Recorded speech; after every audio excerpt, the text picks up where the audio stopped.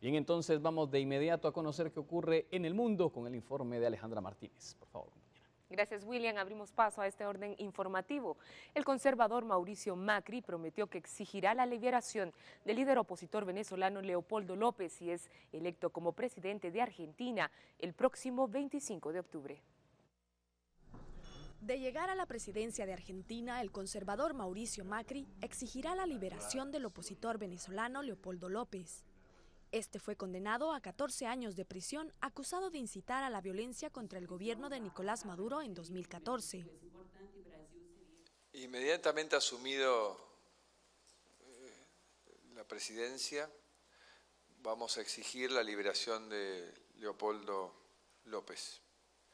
Y si Maduro y Venezuela no aceptan, vamos a también reunir a los países del Mercosur y pedir que se ejecute la cláusula democrática.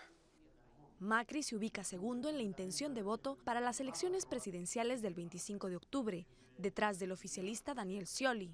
El candidato enfatizó que su eventual gobierno unirá al país que está dividido y encarará la situación económica y el desempleo, especialmente después de los traumas que causó la crisis de 2001.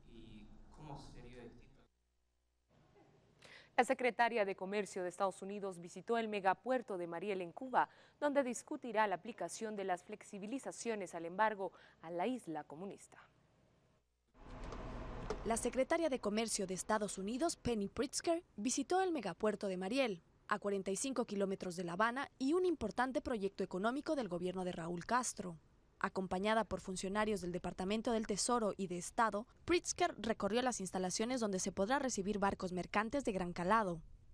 La delegación estadounidense revisará el miércoles con sus pares cubanos la forma de aplicar la flexibilización del embargo a la isla, decretada por el presidente Barack Obama en septiembre.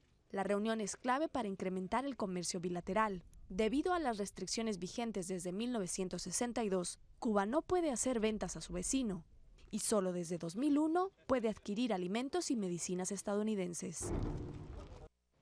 Un tribunal europeo invalidó el acuerdo entre la Unión Europea y Estados Unidos para la transferencia de datos, una medida que afecta a gigantes como Facebook, Google y Apple. Este hombre es una pesadilla para Facebook. El joven jurista austriaco Max Schrems logró que la justicia invalidara el martes el acuerdo entre la Unión Europea y Estados Unidos para transferir datos personales.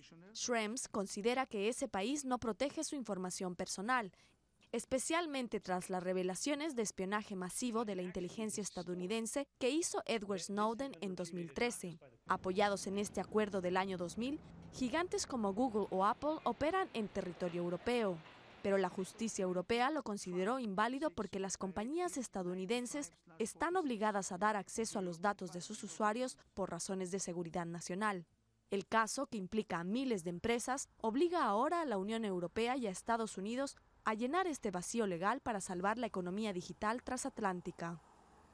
3 jóvenes palestinos recibieron disparos de tiradores infiltrados en una manifestación que se enfrentaba a las afueras de seguridad israelí. Estos hombres con armas de fuego acompañaban a los jóvenes palestinos que lanzaban piedras contra el ejército israelí en Ramallah. Pero de repente se separaron del grupo, sacaron pistolas y empezaron a disparar. Se registraron 3 heridos, uno de ellos de gravedad. Pese a que Israel levantó las restricciones al acceso a la explanada de las mezquitas, Cisjordania sigue viviendo jornadas de tensión. El gobierno israelí conminó a la autoridad palestina a colaborar en el mantenimiento del orden en ese lugar, sagrado para musulmanes y judíos.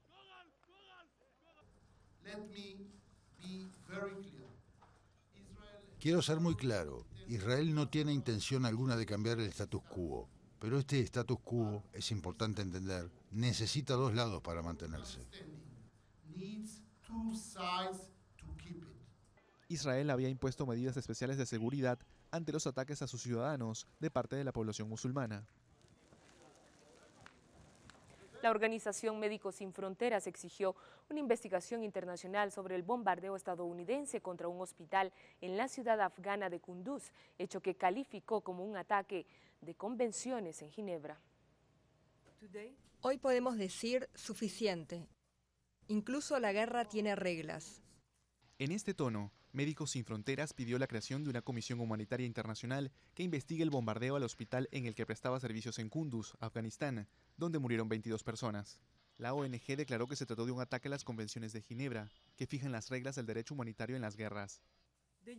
El ataque de Estados Unidos al Hospital de Médicos Sin Fronteras en Kunduz fue la mayor pérdida de vidas para nuestra organización en un ataque aéreo. Decenas de miles de personas en Kunduz ya no pueden recibir atención médica ahora cuando más lo necesitan. El mando de las fuerzas estadounidenses en Afganistán afirmó que el hospital fue bombardeado por error. Washington, Kabul y la OTAN abrieron sus propias investigaciones para establecer cómo se tomó la decisión de realizar el ataque. El Premio Nobel de la Paz, que se entregará el viernes, es el que más atención provoca y especulaciones también. Resuenan los nombres de la canciller alemana Angela Merkel, el secretario de Estado de Estados Unidos John Kerry, el Papa Francisco o los negociadores de la paz en Colombia. ¿Quién recibirá el Nobel de la Paz? La semana de premios cerrará el viernes con el reconocimiento más esperado. Todo un juego de azar. La lista de nominados, 273 este año, es secreta desde hace medio siglo. Según el director del Instituto de Investigación para la Paz en Oslo, la canciller alemana Angela Merkel es la gran favorita por su papel en la crisis migratoria. El alto comisionado de las Naciones Unidas para los Refugiados y el cura católico eritreo, Musi Seray, que contribuye en el rescate de migrantes que cruzan el Mediterráneo, tendrían oportunidades según un colectivo de historiadores especialistas del Nobel. El acuerdo nuclear con Irán podría ser otro de los temas premiados a través de los jefes de la diplomacia estadounidense e iraní. Aún prematuro, el comité también podría recompensar este año a los negociadores de paz colombianos, que tras casi 3 años de diálogo se han dado hasta el 23 de marzo para firmar la paz definitiva. Entre los demás candidatos figura el Papa Francisco por su compromiso por la justicia social y el medio ambiente, y el doctor congoleño Denis Mukwege, que atiende a mujeres violadas en el este de la República Democrática del Congo. Cada edición cuenta también con un número de personalidades y organizaciones rusas que luchan por conservar su independencia frente a Vladimir Putin. En esta ocasión el nombre que más resuena es el del diario Novaya Gazeta. Así que hagan sus apuestas. El presidente de la FIFA, sumergido en un escándalo de corrupción, reafirmó que permanecerá en su puesto hasta la celebración de las nuevas elecciones en el organismo. La Comisión de Ética de la FIFA se reúne estos días para decidir sobre un presunto pago desleal a Platini. Es una respuesta clara ante el pedido que le hicieran 3 de los mayores anunciantes del organismo por su salida inmediata. Presidente de la FIFA desde 1998, Blatter anunció su dimisión en junio pasado. Sumergido en un escándalo de corrupción, la semana pasada la justicia suiza anunció la apertura de un proceso penal en su contra. También se le acusa por un pago desleal de $1.800.000 a Michel Platini, titular de la Federación Europea de Fútbol y favorito para sucederle. La Comisión de Ética de la FIFA se reúne estos días para decidir sobre este caso. Así finalizamos con estas noticias. Es tiempo de seguir conociendo de lo que acontece acá en nuestro país. Así es, Alejandra, vamos a ir a la pausa comercial. Regresamos nosotros para seguir con la cobertura especial de este día feliz. Quédese con nosotros. Recuerde, está en la emisión en directo de Noticiero Guatevisión. Ya volvemos.